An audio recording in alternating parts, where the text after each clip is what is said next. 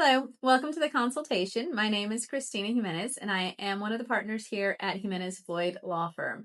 Today, we are here with two of our other attorneys, Ms. Compton and Mr. Hamm, and we are going to be discussing estate planning and kind of giving you guys a general overview of how all of that stuff works. And Mr. Hamm is actually our go-to guy anytime we have any of those questions. And so Sarah and I are going to kind of just be asking questions and hopefully allowing him the opportunity to give you guys some general information about how estate planning works. So thank you guys for being here. Oh, my pleasure. Yeah. So Chris, you've been doing estate planning for a while. How long have you been doing this? I would say probably about 13 years now. Okay, very good. And so why estate planning? Like, why did you decide to start doing that? Funny enough, I started doing estate planning because my first real attorney work here in Texas was in the probate court. I was trying to find work and I was taking appointments through the probate court. And that naturally led me from probate cases to how do we prevent probate cases? Right. And that's really how I found estate planning, and I saw the value in it. And Right. so I really started practicing it and have really enjoyed it over the years. Awesome. And so I guess, you say probate court. A lot of people may not even know what that is. And so what is probate court? So probate court is a complex set of courts.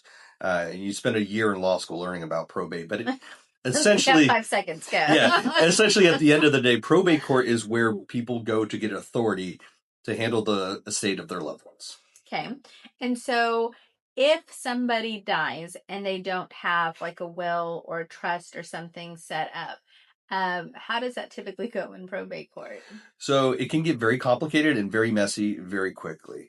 So if someone dies, and I won't go too far in the weeds on legal jargon here, but if someone dies without a will in the state of Texas, they say that person died intestate.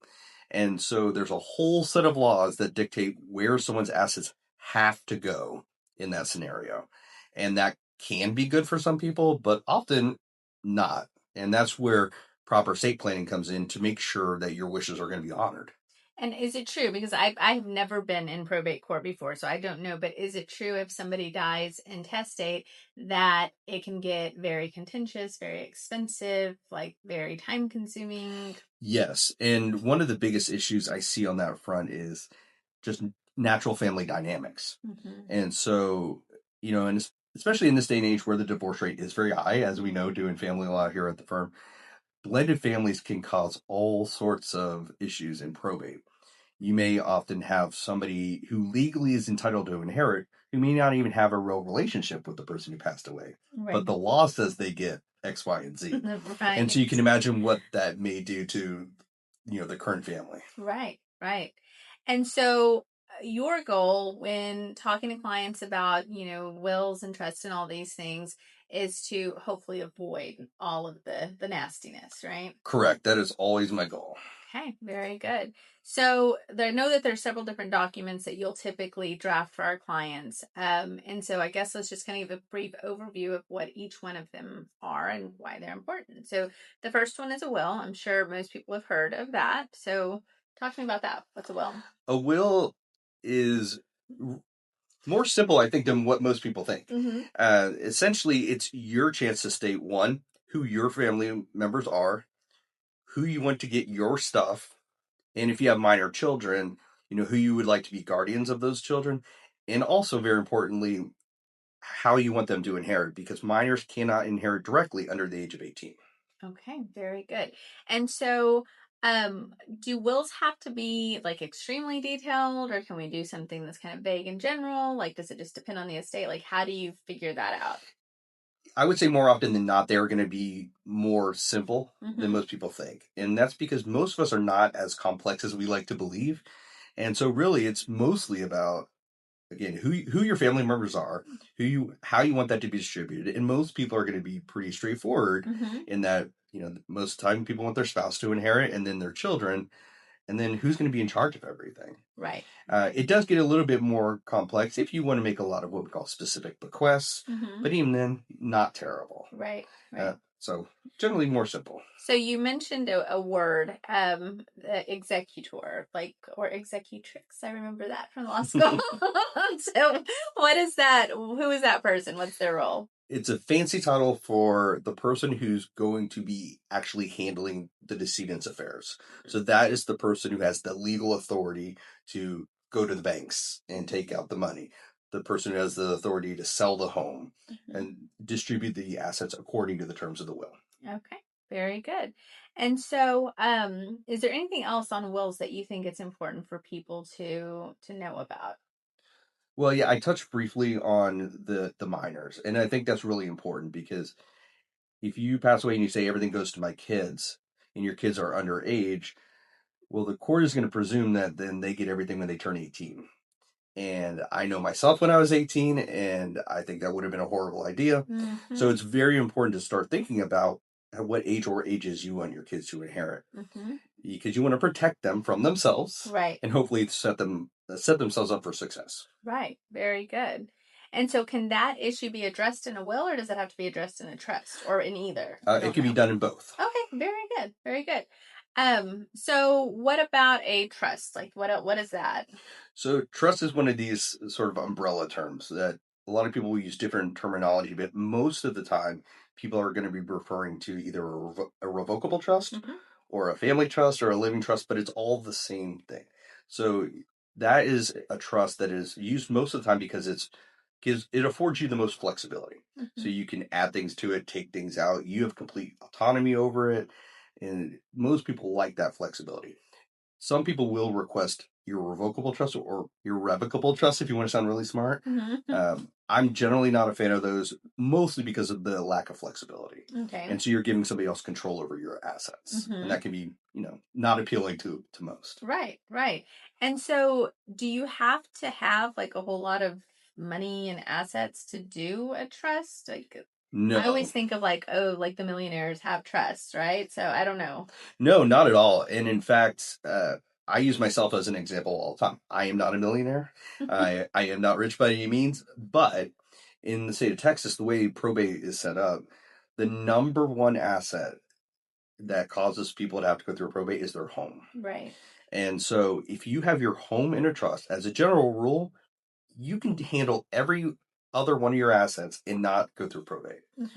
But the house is usually what trips people up. And especially if it's a couple whose one spouse has already passed away, because now they think everything is set and it's really not. Right. Yeah. And so, do you typically do both of them or just one of them, or you leave it up to the client to kind of figure out what's best? Always leave it up to the client, of course. But I like to give them the pros and cons of those decisions. And I'll tell them, with the house, a trust isn't the only way to go about addressing house. And some people choose not to address it at all. And they say, you know what? I trust my loved ones. They can figure it out. And that's fine. Right. But there are other options available to them. I'll present them to them. And then whatever they feel is the best course of action for them, that's the way we'll go forward. Very cool. Is there anything else that we can do with the trust? You can. Trust can get very complicated, and there are different types.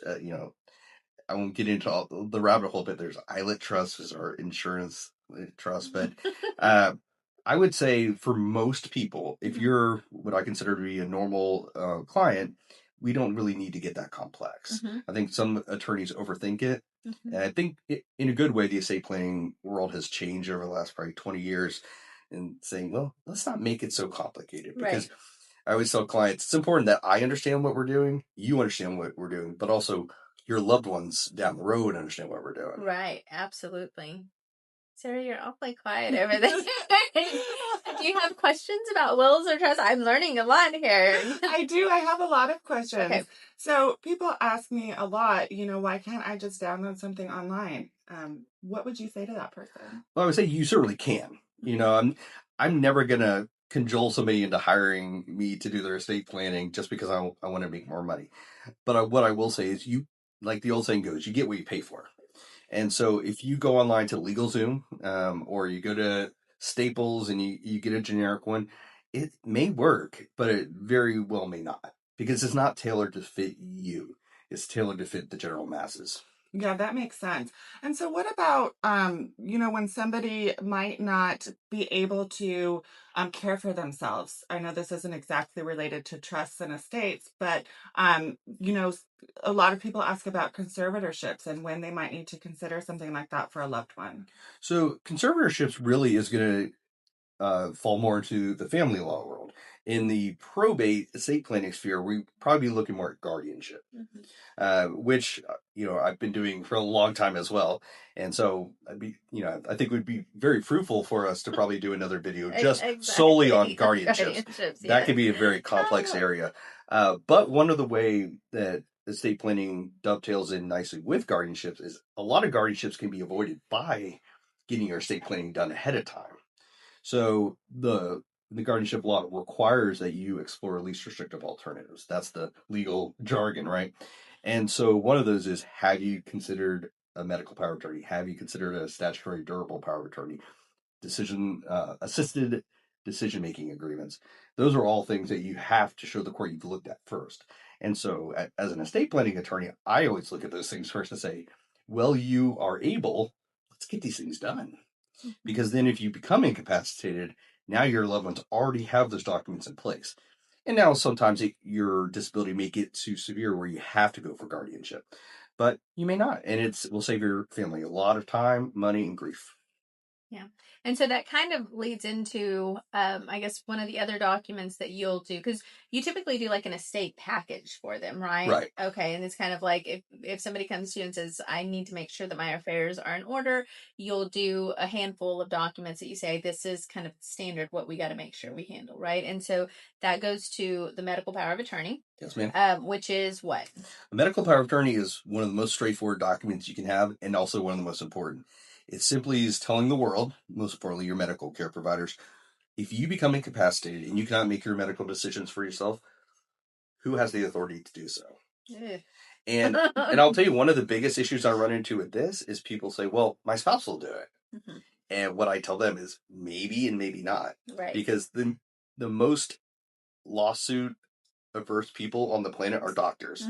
And so they do not want to get sued. And so if they don't have that written medical power of attorney, right, even if you're a spouse, they may not let you make decisions. Right. And I'm trying to think, because I did a medical power of attorney, and I don't actually think that I put my husband as my decision maker, because I was like, he won't be able to make this decision. Like, I mean, emotionally and mentally, because he loves me so much, he wouldn't be able to do it. And so I picked a very close family member that both he and I trust very much, to be able to, and I know that that person would honor his decisions. But I honestly, I don't think that he put me either, because we went to an attorney. This obviously before you worked with us, and we had all those documents done. But I didn't think it was going to be that difficult to figure out who I wanted to appoint, but I was like, I'm not going to put that on him. But I think most people do. Like, most people do, but it's certainly not required. Right, right. And then don't you also have to like designate a backup person? You don't have to, but it's very good practice to do so. Okay. And why do we do that again? If something happens to the first, like they pass or something? Well, if the person you named as your primary passes away, you should redo it. Okay. Because you want to move somebody up into that first position, then have a new backup. Makes sense. But the bigger issue is what if something happens to the both of you, like if it is your spouse, if you're both in an accident, for example. Very good. And so they get to make any medical decisions for you at the time that you were determined to be incompetent, right? That's incapacitated? Incapacitated. Sorry, I'm thinking guardianships. So incapacitated, and then there has to be like a finding or something by a doctor on that, right? Correct. And so, because I think a lot of people have some concerns about, like, I'm not signing this and giving all this power to this third party, but there has to be something that kind of triggers this finding of incapacitation. And so, don't be freaked out when you sign these documents. But then they get to go in and they make your medical decisions. And then what happens if their loved one, hopefully heals and is doing 100%? Then the medical power of attorney still remains a document. It's still a valid document, but the agent, that's what we call the person who's making those decisions, loses their power at that point, because now you've regained capacity. Right, right. And so, Sarah, do you have questions about all of that? No? No, I'm still just learning. And so the next one is a statutory durable power of attorney. Yes. Say that 5 times. I know. And so what is that? Well, it's funny you laugh when you say the title, because I do that almost every time I have a consultation. I say, this is the actual title of the document, but just think of it as a financial power of attorney. There you go. That's much easier. And that essentially is what it is. So when you give somebody the power into this document, now there are some particulars I would go through if we were doing a full-on consultation. But Mm-hmm. essentially, you're going to give somebody the ability to make, your banking decisions, with paying your bills. That's a big one. Mm-hmm. A lot of people think about like, how should I handle my investment portfolio? But what I see a lot is people coming in and saying, hey, my mom is getting older and she's having trouble paying her bills. She doesn't remember to pay the mortgage company. Mm-hmm. So this would give you the ability to do things like that. Right. And that also ties into the guardianship issue you asked about earlier, kind of prevents, a need for that. But yeah, handling all of your day-to-day financial affairs, we all take that for granted because we just do it. Mm-hmm. But if something happens to you, maybe, you haven't had Alzheimer's or anything that severe, but maybe you've been in an accident and you just aren't able to handle those things for a little bit. Right. This will give somebody else the ability to do so. Well, and I've had that happen before, where someone calls, maybe an old family client or something, and they'll say, my mom's in the hospital and she has all this money in her bank account and the bank won't let us withdraw it. Like we can't get access and we have all of these bills that, they're about to foreclose on everything. What do we do? And I'm like, yikes, like this is not good. Yeah, and if you don't have that power of attorney in ahead of time, again, that's where guardianship may come in. Right. And whether it's a temporary or permanent, but now you're all of a sudden spending a lot more money Right. to address this issue that could have been very cheaply addressed Right. before. Well, because if you end up having to go the guardianship route, and we are going to do another video on guardianships, but if you have to go that route, can't other families like contest your appointment as the guardian and cause delay? And so now we're fighting, and then the house is getting foreclosed on, and it's just a mess. And, mom may have had, her favorite kiddo, like me, to want to do. She wanted me to do all this stuff, and now she doesn't have any control over that, which sucks. And so, so yeah, I mean, and those are very simple forms that we can get done pretty quickly, Absolutely. right? Yeah, yeah. So, Chris, how often should somebody update their will for their trust? That's a great question, honestly. And my best practice I tell clients is, I know this sounds maybe overkill, but I don't think it is whenever the process is initially done and you put them in your safe or safe deposit box or wherever it is, set an alarm on your phone for 1 year. Pull them out, spend 5 minutes. That's it. Looking at them, everything's good. I still like this person. I still want this person here. Hey, because things happen, and then all of a sudden 5 years go down the road, 10 years go down the road, and maybe somebody you had in there in a specific role has passed away. Maybe you've had a falling out with somebody. So it's good to just check in once a year, just like you do with most of your your car insurance. Every year they reevaluate you and say, do you have the right coverage? So I would say once a year. Put it away if everything's good. If not, that's your cue to call us back. Or maybe you acquire new assets, right? And Very you want much to do a specific bequest about, and so that kind of makes sense too. Yeah. Probably need to look at my stuff. I haven't looked at it in a long while. One of the things I hear a lot is I'll have people come in that are clearly a little older now, and I'll ask them, say, do you have any estate planning right now? And if they say yes, I was asking, when did you have it done? And invariably it's, well, when our kids were little. How are your kids now? They're in their 40s. Well, so funny story. So my stepdad, he raised me since I was about 5. Whenever he first drafted his will, he had his best friend was an attorney, draft the will for him. And I think that he ended up appointing, I don't know if Bill was the actual executor or if maybe my mom was the executor, but many years later, my parents get a divorce, and then my mom ends up marrying the best friend, and we love him. We're all like a little family. My husband says it's so weird. So it's nothing crazy going on. But we started looking at all of his estate stuff, and I was like, Dad, I think we might need to change all of this stuff. Like, let's just make sure everything's cool. So, but that was one of those things. It was like 15 years that he hadn't even looked at it. We didn't even know. And he had some health issues. So we were like, okay, let's get all this stuff cleaned up. So that was a good question, Sarah. Excellent. Yeah. So the last thing is a directive. Is that what it's called? Yeah. So the official name is the Advanced Directive to Physicians. Okay. Also known as a living will. People will use those terms interchangeably. I don't like the term living will just because I think it's confusing for people. Directive makes more sense because it's you giving a direction to your doctors. Right. And so this one is probably the most easy for us to draft, but the hardest for people to execute. Have you ever had to do one of those? I haven't. Oh, Lord. I was like, Yeah. It's a very I mean, you're talking with really heavy subject matter, right? Right. So it addresses it if you're ever in a terminal condition, which means you're going to die within 6 months. There's no ifs, ands, or buts about it.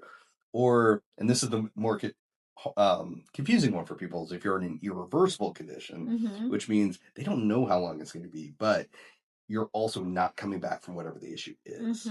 And so you're talking about end of life scenarios and what do I want done? And of course, you have religious concerns that come in there. And also, do I want my loved ones making the decision, or do I want to take that power out of their hands so it's not that burden on them? And so there are a lot of tough concerns in there. So I get a lot of questions on that one. Yeah, absolutely. Because essentially, isn't there also like a DNR component of that, or is that something different? Something different. Okay, very good. And I generally don't prepare DNRs just as a general matter of course, because that is something you can just go online and just print a DNR out. Right. But a directive is much more important because you're dealing with those specific situations. So I thought it had something to do with life support. Like if you're okay, so if you're on life support and they've determined that, you're terminal and you're not going to live more than 6 months, then it gives the physicians instructions that they can remove you. Right. Okay. And so the official terminology is life-sustaining treatment. Okay. And so you either direct them to discontinue all life-sustaining treatment other than those need to keep you comfortable. So, i.e., you want them to give you food and water. I'm sorry, you want them to give you pain medication, but that's it. Or you want them to or give you everything, including food and water, every type of medication, treatment, procedure, the whole ball of wax. And so it's really cut and dry. Do you want them to just keep you comfortable and let you go? Or do you want them to keep trying, regardless of what they think is going to happen? Yeah, Brian and I took some time on that one. So it's a big decision. It is a big decision. But I think that's obviously a very personal decision everybody has to make.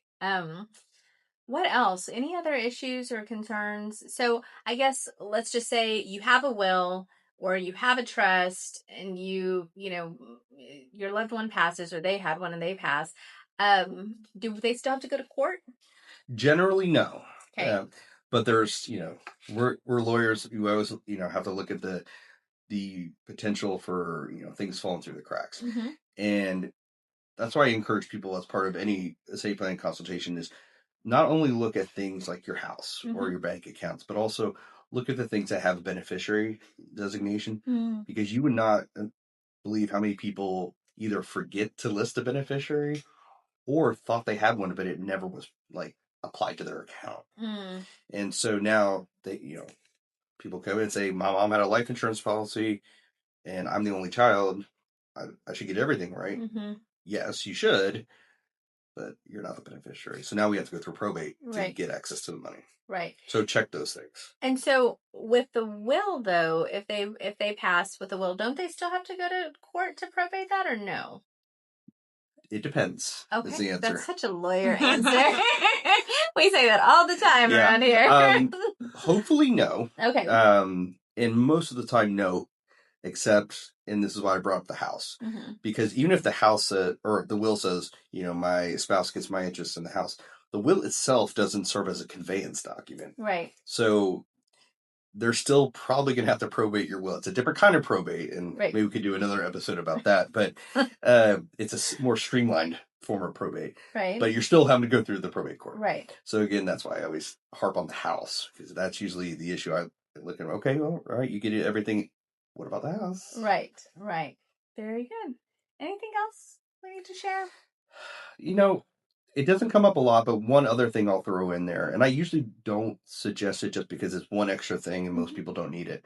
But if you are generally either a little bit further along in life, or if you may have a degenerative disease, something you might want to consider doing is an appointment of guardian. Okay. So you, as an adult, can say, if I become incapacitated, this is who I want to be my guardian. Awesome. I did not know that was a thing. Yeah. And I haven't done a ton of them over the years, but I know I had a couple from church that I was friends with where the wife had Parkinson's. And so we went ahead and got one of those in place for her. Very cool. Very cool.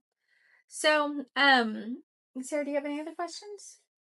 I don't think so. Thank you. It's been so I informative. know, it's been awesome.